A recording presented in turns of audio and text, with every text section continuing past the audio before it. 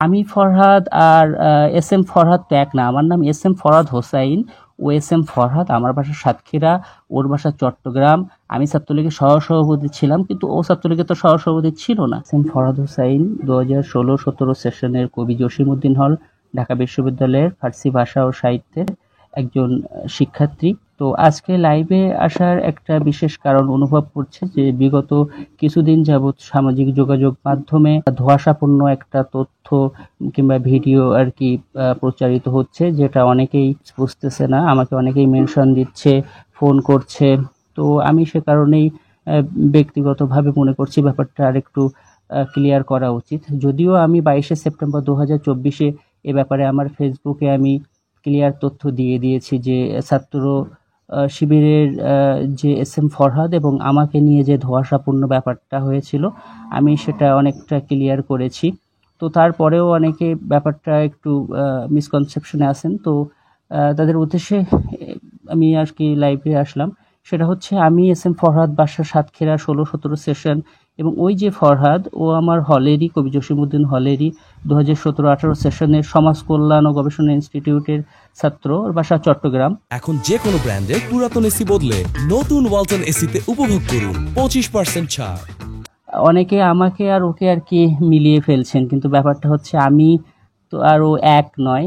ও ছাত্র শিবিরের সেক্রেটারি ছিল তখন, এখন প্রেসিডেন্ট তো ঢাকা বিশ্ববিদ্যালয়ের। তো আমার ছাত্রলীগ সংশ্লিষ্টতার ব্যাপারও অনেকে জানতে চেয়েছেন। সেটা হচ্ছে, আমার 2022 সালের একেবারেই শেষের দিকে, সম্ভবত নভেম্বর ডিসেম্বরের দিকেই আমাদের কমিটি হয়, এবং তার পরবর্তী দিনই নতুন কমিটির জন্য সম্মেলন অনুষ্ঠিত হয়। তো সেই হিসাবে ছাত্রলীগের যে সহসভাপতি হিসাবে যে নামটা দেখা যাচ্ছে সেটা আমি।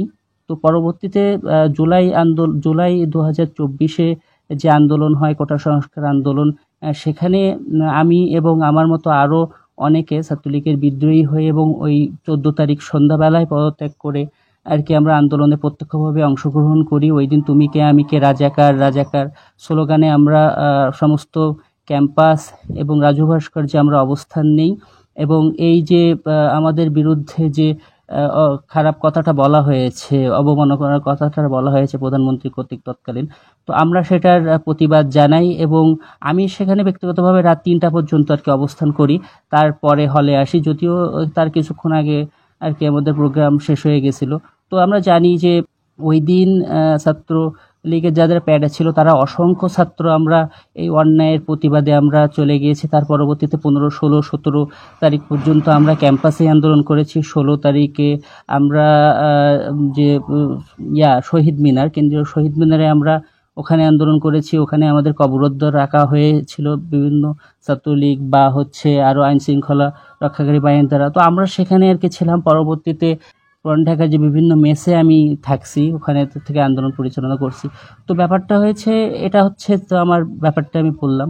তো আর একটা ব্যাপার, সেটার জন্য আর কি ফেসবুকে লাইভে আসা, সেটা হচ্ছে ডাকসুকে কেন্দ্র করে সম্প্রতি এস এম ফরহাদের নাম এডিট হয়েছে, সেটা একটা ব্যাপার। কিন্তু ডাকসুকে আর কি অফ করে দেওয়ার একটা চক্রান্ত চলছে, এমনও আমরা দেখতে পাচ্ছি। তো ব্যাপারটা হচ্ছে যে আমি ফরহাদ আর এস এম ফরহাদ তো এক না। আমার নাম এস এম ফরহাদ হোসাইন। ও এস এম ফরহাদ, আমার বাসা সাতক্ষীরা, ওর বাসা চট্টগ্রাম। আমি ছাত্রলীগের সহসভাপতি ছিলাম, কিন্তু ও ছাত্রলীগের তো সহসভাপতি ছিল না। আমার যে প্যাডটা দেখানো হচ্ছে সেটা তো ও নয়। তো ব্যাপারটা হচ্ছে এই, আমি প্রত্যাশা করব ডাকসু এত বছর পর, যদিও 2019 সালে হয়েছিল এবং 2018 সালের যে আন্দোলন হয়েছিল সেখানেই কিন্তু আমরা আর কি অংশগ্রহণ করেছিলাম, এবং তার যে একটা ক্ষত সেটাও আমার হাতে এখনো আছে, আমার বাম হাতে। তো আমি প্রত্যাশা করব যে সকল কাদা ছোড়াছুড়ি বন্ধ হয়ে একটা সঠিক এবং উৎসবমুখর পরিবেশে ডাকসুটা অনুষ্ঠিত হোক। যদি কারোর বিরুদ্ধে কোনো ধরনের কারোর কোনো সমস্যা থাকে সেটা ভালোভাবেই আর কি হোক, কিন্তু আমি ফরহাদের সাথে ওই ফরহাদের মিল অথবা একজনের সাথে আরেকজনের মিল, এগুলো আর কি আমার মনে হয় করা ঠিক না। তো আমি বলবো যে ডাকসুর জন্য শুভকামনা। আমি কবি জসিমউদ্দিন হলেরই ছাত্র। তো আমার হলেরই আবিদ ভাই, আমার হলেরই এস এম ফরহাদ, সাদিক আমার খুব কাছের বন্ধু। তো আমি চাই আর কি উৎসব মুখর পরিবেশে সত্য এবং ন্যায়ের পক্ষে ঢাকা বিশ্ববিদ্যালয়ের শিক্ষার্থীরা যাকে আর কি নির্বাচিত করবে সেই নির্বাচিত হোক। তবে কেউ কাউকে মিলিয়ে ফেলাটা আসলে শুভকর কাজ নয়। আর আমার ব্যাপারে আমি ক্লিয়ার করেছি। ফরহাদের ব্যাপারটাও বললাম যে যে প্যাডটা আর কি দেখানো হচ্ছে সেটা আমার নাম। আমি পরবর্তীতে তো ওইভাবেই আপনাকে বললাম আপনাদেরকে যে কি ঘটেছিল। তো সবার জন্য শুভকামনা, ভালো থাকবেন, দোয়া রাখবেন, আর ডাকসুটা অনুষ্ঠিত হোক সেটাই প্রত্যাশিত। আসসালামু আলাইকুম।